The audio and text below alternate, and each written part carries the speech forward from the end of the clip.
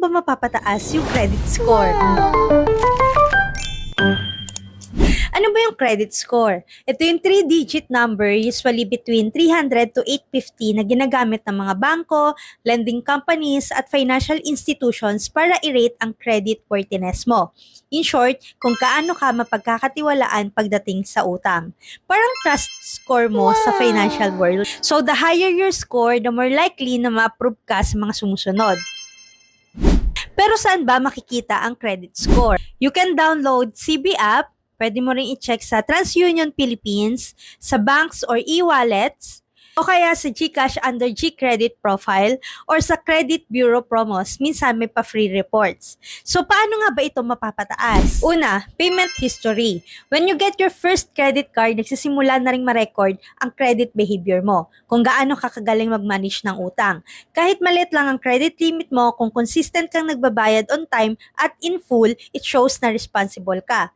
If first time mo pa lang, okay lang kahit 10,000 lang ang limit. Kahit maliit yan, basta bayad on time, malaki na ang impact na mapataas yung credit score mo. Pangalawa, credit utilization.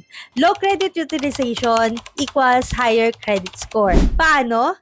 Gamitin mo lang yung card mo sa mga things na kaya mong bayaran in cash. Hindi ka gagastos nang wala sa budget. This shows na hindi ka impulsive spender. Credit card is not equal for free money.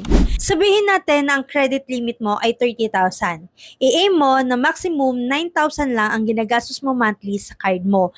Tapos fully paid before due date. Kung kaya mo mas mababa, mas better. Pangatlo, took small loans even if you didn't need them. On-time payment equals strong credit profile. Sino ba dito may gustong may utang, di ba? But kailangan mo ito to build your credit score. The more types of credit you manage responsibly, for example, credit card, loans, etc., the better your credit mix. Lenders like to see that you can handle different kinds of credit, not just cards. Plus, every time you repay a loan on time, you're boosting your reputation as a borrower. Huwag kumuha ng loan na di mo kayang bayaran. Pero kung may promo loan with zero interest or low interest at kaya mong bayaran agad, that's a smart way to build your record. Hindi ito masyadong pinag-uusapan sa school or even sa trabaho.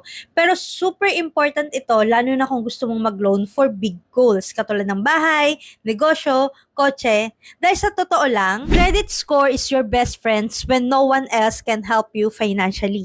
Lalo na sa mga walang backer at guarantor. Credit score ang magiging puhunan mo. Nakatulong ba ako sa'yo? Share mo naman ito para makatulong din sa iba.